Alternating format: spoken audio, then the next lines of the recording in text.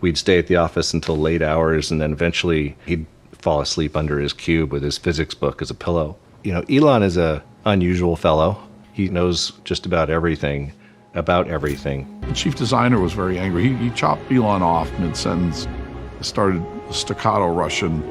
This is a machine of war. This is not a toy for some young kid from Silicon Valley. And, you know, this is not internet bullshit here. We're talking life and death. Then he spit on Elon's shoes, and he spit on my shoes. Elon turned to me and he said, "I think you spit on her shoes." And I said, "Yeah." And for us to make a difference in the world, we have to build a lot of cars.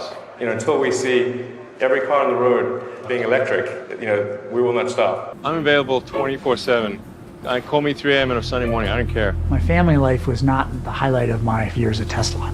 These were long, long days. Now that you're a father, does it spur you on even more in both of these companies? Not really. I think once you've snapped, you probably don't realize it because you've gone insane. Your ability to sort of look in the mirror psychologically is substantially impaired. Probably most insane people don't think they're insane. I don't know how he does it. He just keeps going and going and going. He's amazing. The amount of energy that man has, like he can just take the pain of dealing with it constantly, and most of us can't. He so truly sees the vision of what's unfolding that it doesn't seem fathomable that it would not happen. In this video, some incredible insights into the mind of Elon Musk and what makes him unlike any other human on planet Earth. I've cut together highlights of a new series where Elon's friends, family, lovers, colleagues, investors, and employees share stories of Elon's mindset, work ethic, personality, vision, ability to endure pain, and plenty more. And surprise, surprise, another exclusive video posted to Patreon earlier today. It's 178 exclusive videos and counting. If you're not already a member, you really are missing out. You can join with the card in the corner or the link in the pinned comment, and I'll see you over there. And then I remember one evening he said, would you like to come back to my hotel room so we can look at rocket videos? 5, 4, 3, 2. And I thought, I was like, okay, yeah, I'll come back. And we did get into his hotel room and he did just show me rocket videos. Now I must admit, I have used a similar line in the past to great effect, although there was one key difference. We didn't watch videos of my rocket, we made them. If anyone watching would like to co-star in a future video, too bad because everyone watching is a man and or a masculine woman and I'm not into either. Sorry, don't DM me. Thanks. He's a little different than a lot of other people. He truly embodies big thinking and risk-taking.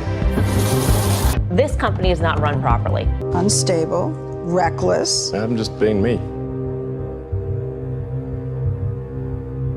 I wish more people would just be themselves instead of pathetic, cowardly little bitches who are far more concerned about how they're perceived by others than actually just being them. I swear, Elon Musk is literally the only CEO on the planet who's actually themselves, as opposed to what they believe the world needs them to be as the CEO for whatever company they're currently CEO of. How many people watching can honestly say that they're always themselves rather than being whatever they believe they need to be to avoid being judged, negatively perceived, or hated by too many fellow humans? Do you ever find yourself withholding your opinions on things that really matter to you? Concerning yourself by how others may perceive your actions, your comments? If so, please let me know what that's like and how you feel about yourself. I was the science nerd at high school.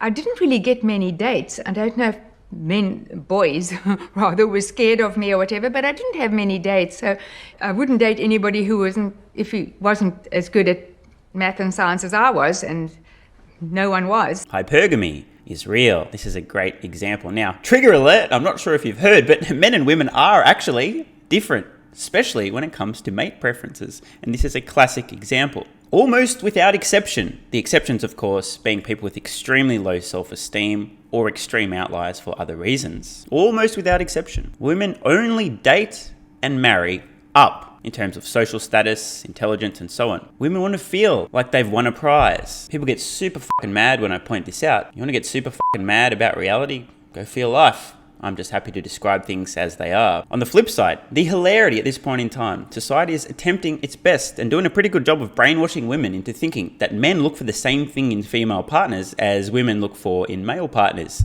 as in, men also want to date and marry up. I'm sorry to inform everybody watching, but this is not true. Again, there are exceptions, but they are the exceptions. And the reason for this off-topic rant, just being me and spitting some facts that I know will trigger a lot of people, but need to be heard. And here's a special tip to the women watching, just around 5% of the audience. You may have been brainwashed into thinking that you'll be more attractive to men based on your social status, your career, your income, how many degrees you have. Sorry to rain on your parade, but all I personally care about is, are you fit, fun, feminine, and fertile? The end. No other fucks given. Most other men are the same. Whether or not they say it out loud is a very different matter. But just be aware, I'd much rather date a fit, fun, feminine, beautiful 22-year-old woman, not a pain in the dick, versus a tired, busy, stressed out, haggard 35-year-old partner at a law firm. And for more triggering rants like this, you can head over to Patreon, because I discuss these kind of topics at length in my regular videos. Use the card in the corner or the link in the pinned comment to join. Although my ex-husband he was better than me at math and science, and I hate to admit that, but that probably did help towards Elon being a genius. He works in mysterious ways, that guy. It was like a lab environment. They were still inventing the product as they were running it. Zip2, a California company that provides online access to information about cities around the country, from where to eat to how to get around. You imagine the possibilities, but... The company's founder is Elon Musk. How old were you when you started this company? 23. Out of interest, what were you doing at 23? Other than excessive drinking and partying? If you're anything like me, the answer is not a whole lot. He kind of assesses people, and I've noticed he tends to stare at them, and it can be very intimidating. How much money do you think you've invested in The Elon family of companies? Oh, I don't know. It's probably in the order of $100 million, ballpark. I just remember thinking they're bright, properly self-confident, that perfect entrepreneurial mix of having enough self-confidence to be humble, enough intelligence to respond to questions in a very nimble manner. And we'd stay at the office until late hours, and then eventually he'd fall asleep under his cube with his physics book as a pillow. That is the most perfect descriptor of Elon Musk I've ever heard. I mean, this is a real thing that actually happened, but I mean, it sums everything up. The work ethic, the quirkiness, the love of science, the guy's literally working his dick off, sleeping under his desk, using a fucking physics textbook as a pillow. That is Elon Musk in a goddamn nutshell. You know, Elon is a unusual fellow. He knows just about everything about everything. Did you know that often people who don't know everything about everything find themselves with a passionate hatred of people who do know everything about everything? I'm sure some people watching can relate from either side of this equation. From the age of 3, I thought he was a genius. He would reason with me, and his reasoning was sensible. And how do you even do that when you don't really have much experience? You know, and you accept that when you're, spending time with him, you're getting a very small part of him, because 95% of his mental energy is still being consumed by these problems. He doesn't get any breaks from it. You have to spend a tremendous amount of your time at work. There's no such thing as the 8-hour-a-day in Silicon Valley in any field. You guys and girls may have heard of the victim mentality, a victim mindset. Blame everyone else, blame everything else, tax the rich, forgive my student debt, it's not my fault. I think that this mindset from Elon Musk regarding hard work is probably the polar opposite of the victim mindset. Of course, I definitely can't relate to Elon Musk and his work ethic. After all, I'm somebody who's never worked hard on anything ever. When we were acquired, a number of us were talking about where Elon would be in the future. And we said either he'll be the richest guy on the planet or he'll be totally dead broke, but there would be nothing in between. As a teenager, Elon didn't have many friends, but he read all the time. Through the night, I couldn't get him up in the morning. He read a lot of science fiction. He would read through the night until he saw me getting up, and then he would go to sleep. And then, of course, I had to dress him while he was half asleep and get him to school. How to know if your young child has autism? Stays up all night reading science fiction and non-fiction instead of sleeping. Probability of autism, 99.69%. His philosophy was like, great things don't happen automatically. He's going to need to convince some ex-NASA engineers to help him. When Elon, first started talking to me about, the ultimate goal of making humanity a multiplanetary species, You probably won't use this, but, this is what I thought. First of all, okay. Elon, Jim, and another engineer, Mike Griffin, fly to Russia to buy cheaper Russian rockets off the shelf. In classic European style, we didn't just jump into business. We started to drink and drink a little vodka, and then we'd have a toast. Toast to the Russians, toast to the Americans, and toast to Elon, toast to the internet. And so Elon starts to tell the chief designer, all about his idea of multiplanetary species. And here's Elon in his late 20s, and they don't know him. He looks like he just walked in off the street, and they took that as a sign of disrespect. The chief designer was very angry. He chopped Elon off mid-sentence, started staccato Russian. This is a machine of war. This is not a toy for some young kid from Silicon Valley, and this is not internet bullshit here. We're talking life and death. Then he spit on Elon's shoes. And he spit on my shoes. Elon turned to me and he said, "I think you spit on our shoes." And I said, "Yeah." Friendly bunch, huh? And the absurdity of this story really speaks volumes and gives some insights into the mind of Elon Musk. Whatever it takes, the guy wants to do a mission to Mars, put a greenhouse on Mars, inspire people, reignite interest in space and space exploration, decides to go to Russia to try and negotiate the purchase of some rockets from Russians. Meeting ends with Russians spitting on his shoes, but he doesn't give up. We got through all that. We got on the Delta flight back to New York.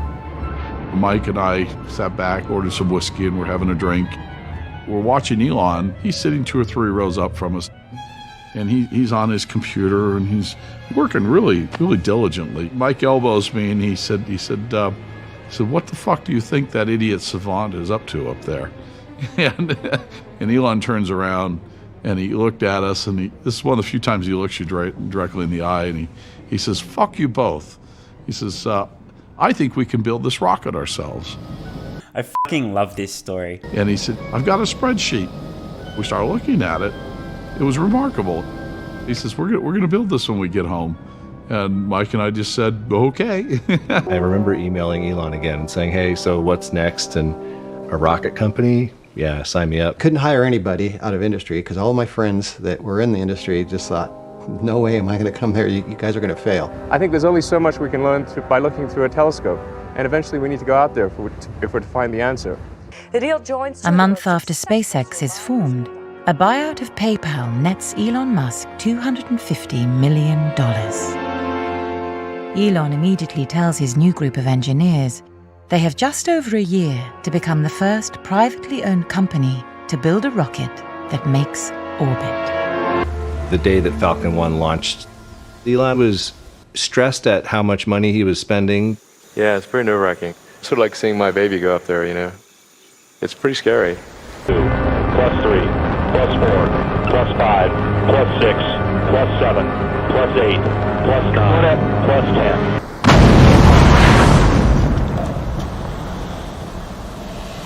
National Stage 1 activities lost it. Oh, fuck, we lost it.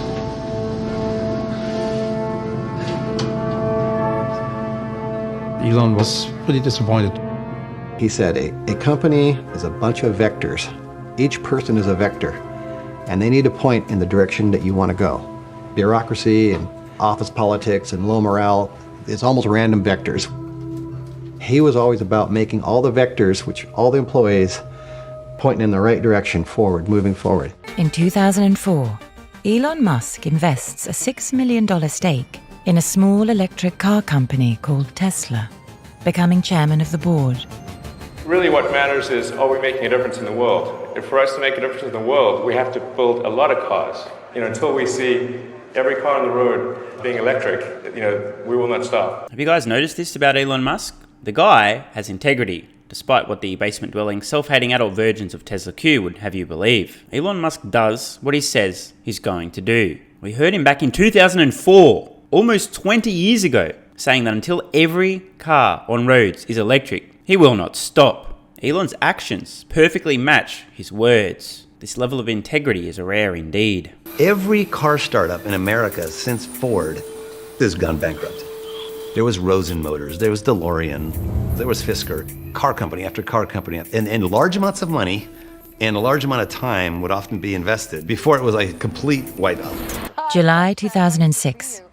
And Tesla now has its first battery-powered vehicle, the Roadster. In fact, it's the only production electric car for sale in the United States of any kind. We were a startup. We were very scrappy. We hardly spent any money on anything, but we want to launch the Roadster in 6 weeks and go. Impressively, that scrappy, resourceful startup culture still remains today, despite Tesla now being one of the world's largest companies by market cap, revenue, and headcount.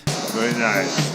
To persuade folks like me that eventually all cars will be electric, that this is the future, so much so that I'm believing it in my gut as the inevitable future, is a rare skill. But production issues mean that several months on, they're still not delivering the cars. And now the company is hemorrhaging money. If Roadster can't sustain the company by March, then that's it, and that scares me. We need to get the company to cash flow positive in 6 to 9 months, or we're screwed. Each month that passes is literally costs us tens of millions of dollars. We need to appreciate that. I'm available 24/7. Call me 3 a.m. on a Sunday morning. I don't care. My family life was not the highlight of my years at Tesla. These were long, long days. How are you going to tell the hardest working man in the world that, no, I can't get that done? If someone's always on the hot seat and is always the root cause for problems, they will not be part of this organization long term. Now that you're a father, does it spur you on even more in both of these companies? Not really. At least I don't think there's any fundamental change in my motivation for either company. Actually, I have less time to work because I have to and want to spend time with my kids. So it actually impairs my ability to execute here, really. But that's fine. I don't mind. That moment when you give an honest answer rather than the one you're meant to give. He compartmentalizes his brain. People are coming in and talking to him, and every hour they tell him what's happening. And when you date or marry Elon, you don't see him much. So it is hard to have a relationship in his case. Weeks after filing for divorce, Elon travels to London on a business trip where he meets an up-and-coming actress, Tallulah Riley, in a West End nightclub. I was very young when I met Elon. I was 22. So I remember thinking, wow, what an incredible man. Never met anyone like him. And I was just thinking about him. And so I emailed him and said, okay, well, I've got some time after this shoot, so I'm going to book a flight to LA, and I've never been to LA. I'll book myself a holiday, and it would be lovely to see you. And he wanted to sort of, fly me over and sort it all out. And I was like, no, it's fine. I'll take care of it. And then he said, I don't want you to go home, and I want to marry you. Talk about intense and direct. I think because of my youth, I was relatively gung-ho about it.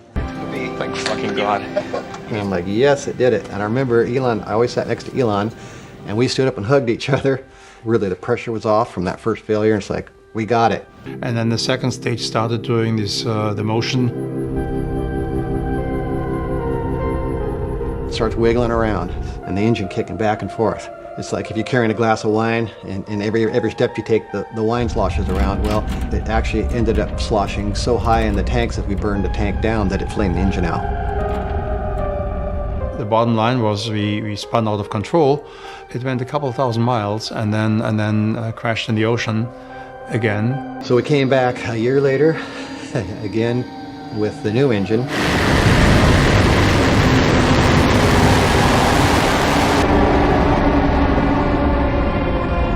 Much better engine. Everything else tightened down that we learned from the other launches. Elon said that he's in for 3 times, and everybody could count.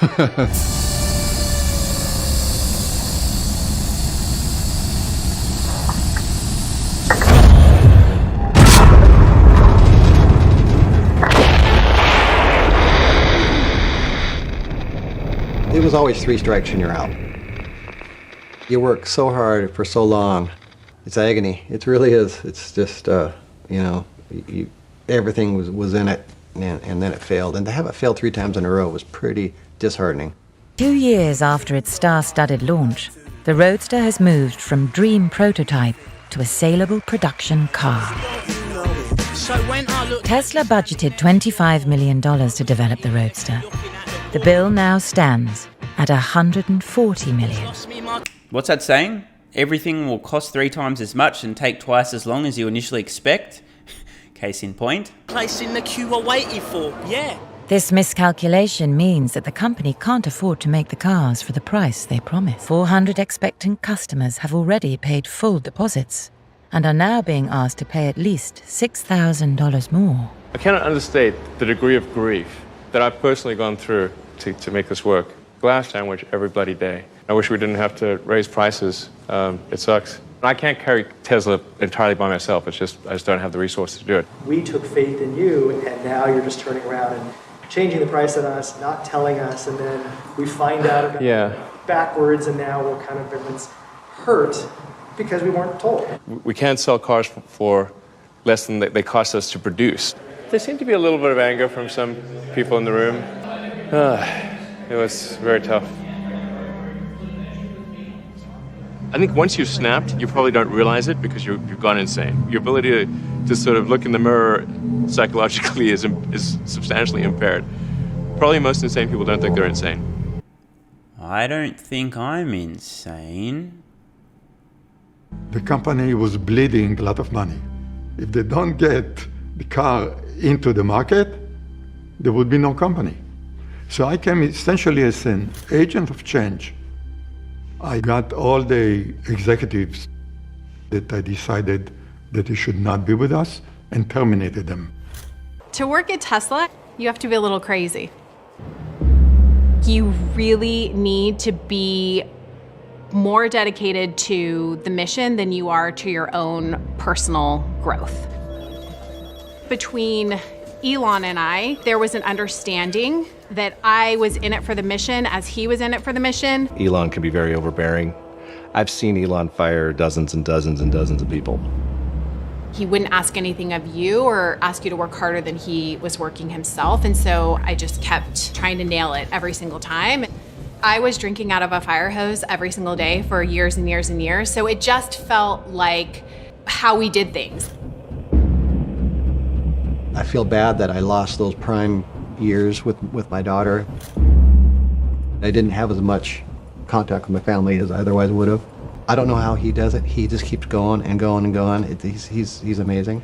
The amount of energy that man has, like, he can just take the pain of dealing with it constantly, and most of us can't. The combination of Elon Musk's energy and his willingness and ability to endure incredible amounts of pain for sustained periods of time that would break every other human on the planet is certainly one of his biggest superpowers. I've speculated in the past that Elon Musk's traumatic childhood has probably given him not only the thick skin, the ability to endure such pain, but also a compelling reason to make the future brighter. Work hard every waking hour. If somebody else is working 50 hours and you're working 100, you'll get twice as much done in the course of a year as the other company. Words to live by. What a great philosophy. You want outsized results and an outsized impact? You got to put in an outsized effort. By the way, here's something that I've observed. People who hate themselves, who are lazy, undisciplined, pathetic, haven't achieved what they believe they're capable of achieving in their lives, and so on. People have an aversion to hard work, to discipline, to dedication, to focus. When they hear others explaining how hard and consistently they work, have an immediate, intense need to shame this person for working too much. Man, you got no balance in your life. Stop working so hard. You're a loser. Get a fucking life. Etc. It's quite common, and it's a very easy tell that the person slinging mud, don't work so hard, bro, is probably projecting their own insecurities and how they feel about themselves more than the other person. Now, don't get me wrong here. Working like a psychopath, 80 plus hours a week, is terrible for your health, your interpersonal relationships, and just about anything else other than the mission you're currently dedicated to. That's a conversation for another day. But if you want outsized results, and if you want outsized impact, as I mentioned before, you must work harder and smarter than every other motherfucker on the planet. Let me know in the comments below. What's your philosophy when it comes to work, achieving your goals, and accomplishing your mission? You're the kind of person that'll do whatever it takes, work 80, 90, 100 plus hour weeks, even if it kills you? Maybe you're a little bit closer to the 60-hour week mark, or maybe you're a little bit more sane and mentally healthy. Somebody around the 40-hour week mark, or maybe even less. Let me know in the comments below. Electric car maker Tesla laying off 20% of the workforce, 24%. He'd have night terrors in the middle of the night. I'd be fast asleep, and then suddenly he would be screaming in his sleep and sort of trying to climb up, like in his sleep, trying to escape something. All available resource had to be plowed into the projects, into the companies. You know, he gave me an out. He said, this is going to be the hard path, and you don't have to stay for it. Simultaneous failure across all of his companies, because he's talking about chewing glass and staring into the abyss. Rockets are blowing up. And it just kept piling on. It was the financial crisis. Not a great time to be trying to fund an automotive company that's not yet profitable. The largest investor in the company has turned hostile. Things like not signing legal paperwork. And then it gets a little trickier still in that the company, oh, by the way, is running out of money. So it didn't have cash to even last to the end of 2008. And the biggest investor says, we're not going to put another penny in the company. In that moment, Elon did something that I've never seen any entrepreneur do, going net into debt. He borrowed money from friends, literally spent every penny he had, plus more. And he told all the folks at Tesla, I'll just do the whole thing. I'll invest $40 million. He had no house to his name. He had nothing. He was all in. This really speaks volumes of Elon's mindset. Whatever it takes. Doesn't give a f*** about the personal risk involved. If the mission matters enough, whatever it takes. This kind of confidence can be contagious. And what happened was people's fear switched to greed. All of the other inside investors, ourselves included, invested as much as we could. That wasn't our bravery, it was Elon's bravery that we attached to.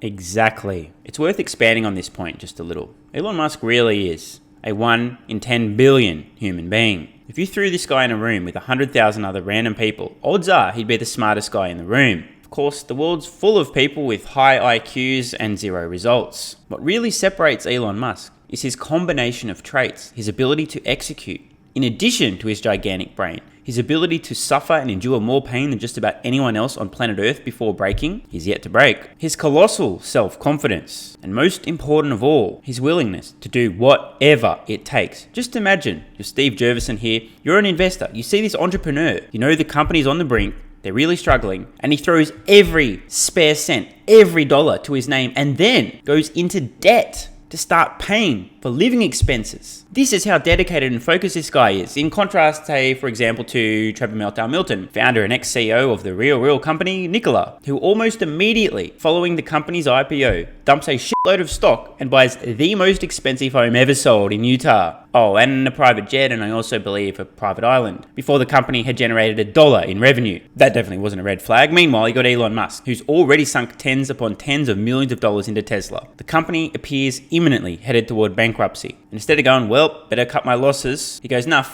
that, all in, and then some. This is the same guy who today is still CEO of Tesla.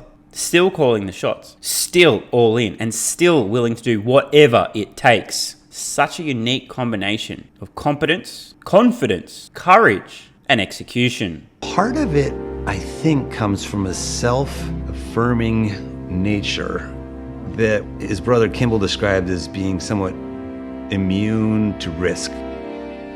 A more accurate description is that he so truly sees the vision of what's unfolding that it doesn't seem fathomable that it would not happen. This is the key. We've saved the most valuable lesson until last. One of the most difficult things to do, but one of the most important, is to develop absolute certainty that you will accomplish your goals, that you will achieve your mission. Easier said than done, believe me. You're talking to a guy who's done everything from take copious amounts of psychedelics to meditate to insane amounts of goal setting and everything in between. But if you can get to a point psychologically where you absolutely know with 100% conviction it's a done deal, you will achieve your goal, you will achieve your mission, it almost becomes a self-fulfilling prophecy. I had a conversation on this very topic with a friend just a few days ago, and I was discussing the shift that's happened in my own mind over the last few years. When I became very serious about goal setting in my early 20s, one of the things I battled with was setting audacious, ambitious goals that I still believed I was capable of achieving. The long and short of it is, goals that I was setting in my early 20s that I thought at the time were almost impossible, but not completely. And now things that I look back and go, really? Thought that was impossible? What the f***, dude? And this is the lesson. Do whatever it takes to develop that level of self-confidence. In my own case, a lot of this has built up from experience. Now, you guys may have noticed I have an obnoxious, obscene level of self-confidence. That's just who I am. It's always been the case. But over the past, call it 15 or so years, professionally developing a track record, a consistent track record, set a goal I thought was almost impossible, then achieve a goal I thought was almost impossible, then realize I'm a fucking moron who doesn't have enough self-belief. Rinse, recycle, repeat. It's a never-ending process for me, but as I was discussing with my friend a few years ago, I finally got to the point where I realized, you take everything away from me, take everything I've got, set me back to zero. I know with complete and utter certainty that I'll be able to rebuild and then some. I don't have a shred of doubt about my abilities. Of course, I still butt up against this issue of setting goals that part of my brain goes, all right, anything past that, can't see a way to make it happen. I still haven't learned this lesson. Every time I set a goal, a long range goal, I think, well, I'm not gonna make that mistake again. Let's set an even bigger one. And then a few years later, I'm looking back, having achieved the goal, thinking, you fucking idiot, you did it again. I don't know the answer, but it's definitely something worth working on. When you can get to a point where you have absolute certainty and confidence in your own abilities, your ability to execute, to stay the course, to do whatever it takes to get something done, when you know, not hope, not think, not believe, when you know it's a done deal, everything changes. It really does become a self-fulfilling prophecy. The key is the belief. And I believe you're finally ready to take the leap and put yourself out of the misery, knowing how much content you're missing out by not joining Patreon. So you can solve that problem with the card in the corner or the link in the pinned comment, and I'll see you over there. Love ya.